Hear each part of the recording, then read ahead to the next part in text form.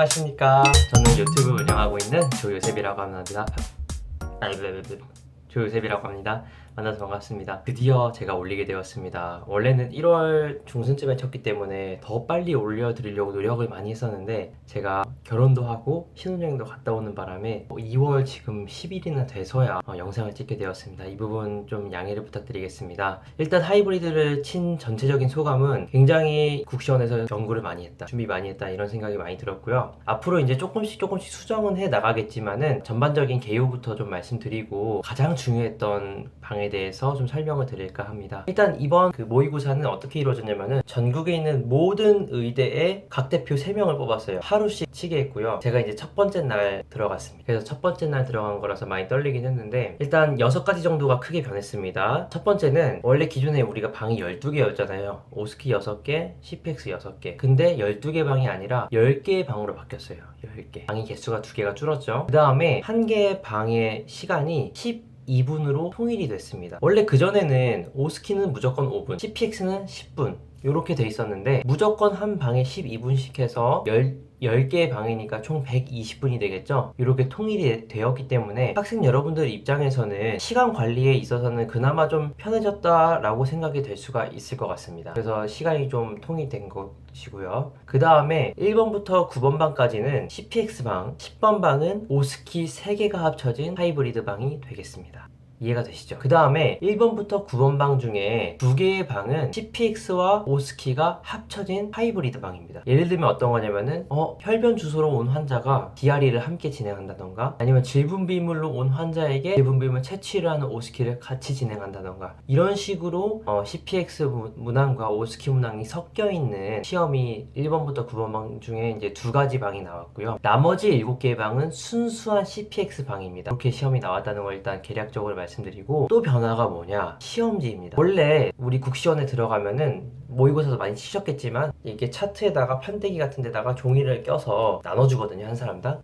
이게 몇 장씩. 근데 그게 아니라 이제 판때기가 아예 없어요. 그러면 종이 어떻게 쓰나요? 종이는 문 열고 시험장 안에 들어가면 책상 위에 종이가 딱 한 장 있습니다. 그러니까 기존과 다르게 지시문을 확인한 다음에 내가 막 적고 싶은 걸 적고 싶어도 적을 수가 없죠. 이제 내 머릿속으로만 암기를 했다가 들어가자마자 앉아서 바로 질문을 시작하면서 질문하면서 적어야 되는 그런 시스템이고, 사회시험도 바뀌었습니다. 사회시험도 내가 적은 환자 정보나 환자 문진 기록을 들고 나와서 사회시험을 적도록 돼 있었고, 사회시험 내용도 많이 바뀌었어요. 그 부분에 대해서는 제가 다음 영상에 다루도록 하고요. 오늘은 가장 중요한 부분만 좀 다루도록 하겠습니다. 센터가 원래 지상과 지하 2개의 층으로만 이루어지다가 올해부터 지상이 1개 더 만들어서 3개의 층으로 이루어지게 됐어요. 이게 무슨 변화일까요? 라고 물어보시는 분은 많을 텐데 엄청나게 큰 변화입니다. 왜냐면은 기존에 2개의 층밖에 이용하지 않았기 때문에 아무리 맥시멈으로 학생을 돌려도 9월부터 시작해서 거의 11월 말까지 약 3달 정도 시험을 쳤었는데, 그것이 제가 봤을 때는 이제 10월 중순이나 아주 빠르면 10월 초까지도 끝낼 수가 있어요. 그 말인 즉슨 학생이 수가 적은 의대는 상관없는데 학생 수가 막 거의 100명이 넘어가는 의대, 큰 의대 같은 경우는 아주 짧은 기간 안에 학생들이 우르르 다 몰리게 되면서 오스키 CPX를 연습하는 환경이 굉장히 어려워졌다고 볼 수가 있습니다. 저희 학교 같은 경우도 거의 학생 수가 120명에서 140명 정도로 굉장히 많은 학생 수가 있는데, 잠깐만 몰려도 오스키실에 뭐 하나 오스키만 돌리려고 해도 기다려야 되는 경우가 많이 발생했거든요. 그런 경우에 안 그래도 3달짜리로 시험을 쳤을 때도 기다렸을 텐데 갑자기 한 달 내지 한 달 반 만에 100명이 넘는 학생들이 다 시험을 친다? 그러면 이제 오스키실 난리가 나겠죠. 그 다음 CPX 방도 부족한데 그 방도 이제 난리가 나겠죠. 학생분들께서 아마 수면 시간도 많이 줄어드실 것 같고 밤늦게까지 학교에 남아서 연습해야 되는 날들이 더 많아질 것 같아서 조금 우려가 되는 부분이 바로 세계센터입니다. 그래서 학생들 분들에게 이게 과연 진짜 도움이 되는 건지 안 되는 건지 조금 의아한 부분입니다. 근데 이제 6가지 정도가 총 6가지 그래서 많이 바뀌었는데, 그 중에서 제가 오늘 중요하게 말씀드리는 부분은 바로 10번 방, 오스키 3개가 합쳐진 10번 방에 대해서 제가 자세하게 한번 리뷰를 해보도록 하겠습니다. 아마 이 부분이 제일 어려울 것 같아요. 자, 사진 자료 제가 띄워드릴게요. 사진 자료 보시면은 보이시나 모르겠는데 오스키 3개 방은요 3개짜리 방은 굉장히 큰 방입니다. 기존에 있던 방은 엄청 작은 방이에요. 한 평 내지 2평 정도 남짓되는 굉장히 작은 방인데, 이 오스키 3개가 섞여 적혀 있는 방은 엄청나게 큰 방이고요. 우선 이 방 구조 설명하기 전에 지시문에 대해서 좀 설명을 드리면은, 회진하는 중에 갑자기 환자가 의식을 잃고 쓰러졌다, 아래와 같은 응급처치를 시행하시오, 이렇게 지시문이 떠요. 딱 열면은. 그러면은 첫 번째 심폐소생술 5사이클 시행한 후 보호자에게 인계하시오, 그 다음에 제세동을 시행하시오, 그 다음에 기관습관을 시행하시오, 이렇게 세 가지 지시문이 다 써 있어요, 한 번에. 뭐 자세한 뭐 단어 하나하나까지는 제가 다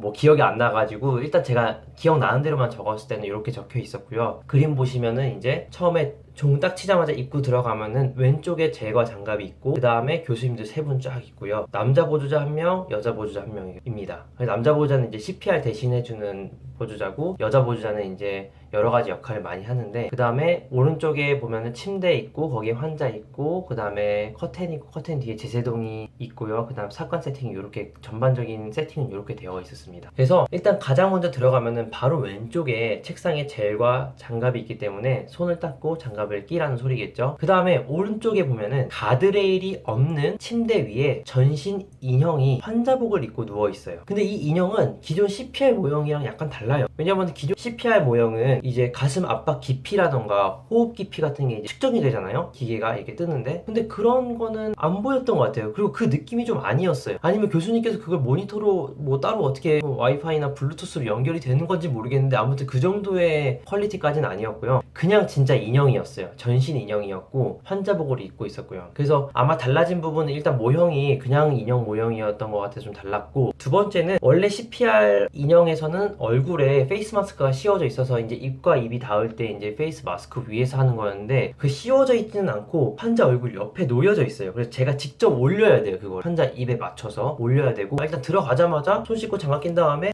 환자분 정신 차리세요, 정신 차리세요 하는데 정신 안 차리겠죠, 당연히. 그러면은 여자 간호사 바로 옆에 있거든요. 간호사분 이제 코드블루 해주시고 응급팀 호출해주세요, 이렇게 말을 해요. 근데 이게 이제 좀 다른 거죠. 원래 기존에는 뭐 바깥에서 환자가 CPR 상황이 발생한 거니까 안경 쓰신 남자분 119 불러주시고, 뭐 청바지 입은 여자분 제세동기 가져와 주세요, 이렇게 얘기했던 게 이제는 병원 아니다 보니까 간호사한테 바로 코드블루 해주시고 방송해주시고 응급팀 호출해주세요, 이렇게 제가 지시를 내렸습니다. 그러면은 진짜 신기한 게 그 커튼 있잖아요. 그림 보시면 커튼 뒤에 간호사가 가서 코드블루 몇 병동 몇 호실 코드블루 이렇게 뭐 외쳐서 응급팀을 호출을 합니다. 되게 약간 드라마 같은 연출이 나타나는 신나는 장면이고요. 그 다음에 제가 환자가, 기존에는 CPR 환자가 바닥에 있었다면 이제 침대 위에 있잖아요. 그래서 또 야, 이것도 드라마를 연출한 건가 해서 또 침대 위에 올라가서 열심히 CPR을 치려고 하니까 교수님께서 올라가지 말고 발판 꺼내서 하세요, 이렇게 말씀하시길래 침대 밑에 보니까 발판이 있더라고요. 그래서 발판을 꺼내서 그 위에 올라가서 이제 CPR을 쳤죠. 그게 또 두 번째가 달라진 포인트고, 세 번째는 환자가 옷을 입고 있다는 점. 기존에 우리가 CPR 상황이 밖에서 벌어졌다고 가정했을 때 기존 CPR 오스키에서는 환자가 위도시 없었거든요. 그래서 바로 이제 기도 확보한 다음에 바로 CPR 쳤는데, 그게 아니라 환자가 옷을 입고 있었기 때문에 제 생각에 옷을 벗기는 게 가장 첫 번째 순서 아닌가, 그렇게 생각이 됩니다. 옷을 벗기고요. 그 다음에 이제 CPR은 우리가 늘 하던 대로 CPR 그냥 치시면 됩니다. 그래서 발판 위에 올라가서 높이는 괜찮았습니다. 발판 높이는 괜찮았고 5번 정도 CPR 시행한 다음에 이제 여전히 이제 환자 의식 안 돌아오니까 저희 남자분에게 남자 간호사분 와서 계속 CPR 해주세요, 지시를 내렸고, 제가 제세동기 갖고 오라고 하니까 간호사분이 이제 커튼을 열어서 제세동기를 그쪽에서 꺼내더라고요. 자, 일단 여기까지가 이제 CPR 치는 게 달라진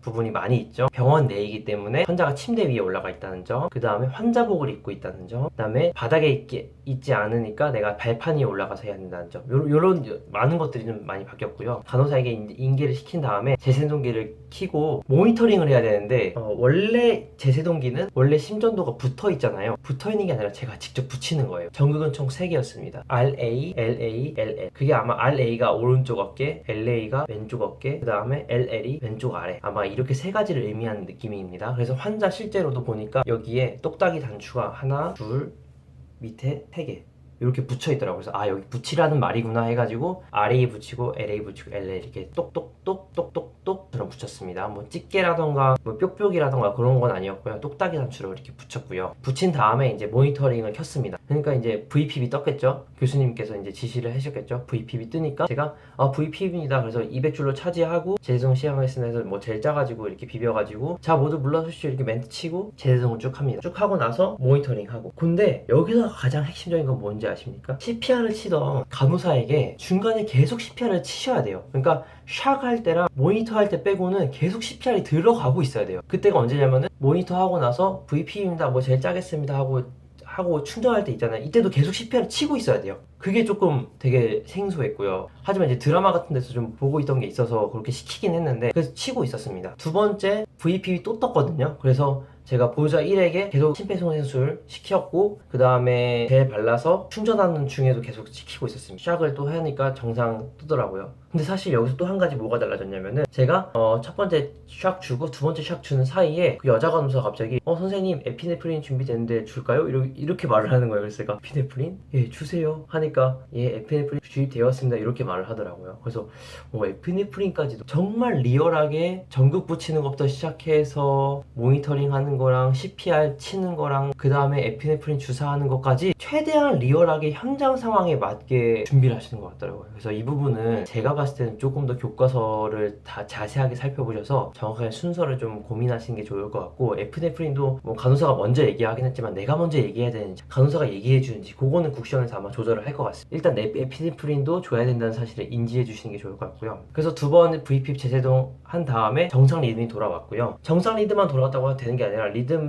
그 기관 삭감도 하라고 했으니까 리듬은 돌아왔지만 맥박은 있지만 이제 호흡이 없기 때문에 기관 삭감 시행하겠습니다 하면서 기관 삭감 시행하시면 됩니다. 삭감은 똑같아요. 벽 쪽에 이제 인형 있고 그다음에 트레이 안에 마스크랑 그다음에 후두경이랑 후두날 뭐 튜브 이런 게 다 세팅돼 있어서 기존에 하던 삭감 방식으로 쭉 했었습니다. 그래서 12분 동안 치고 나오니까 와 새롭더라고요. 근데 사실 시간은 12분까지는 아니었고 9분에서 10분 정도면은 충분히 끝난 것 같아서 중간중간에 필요한 멘트 같은 거는 좀 더 쳐도 괜찮지 않을까라는 생각이 들고요. 아마 풀세트 입스키를 치기는 조금 어려울 거고 중요한 멘트만 쭉 쳐주면은 제가 봤을 땐 크게 입스키 칠 만한 것은 없는 응급 하이브리드 오스키였습니다. 이런 하이브리드 오스키가 3일 동안 총 3개가 나왔어요. 그래서 응급 처음에 나오고 두 번째가 혈관, 정맥혈 체열, 뭐 ABJ 뭐 이런 거 체열 세트 쫙 나왔고 마지막이 이제 외과술기 봉합하고 뭐 마취하고 소독하고 이런 게 이제 쭉 나왔습니다. 그래서 일단 오늘은 10번 방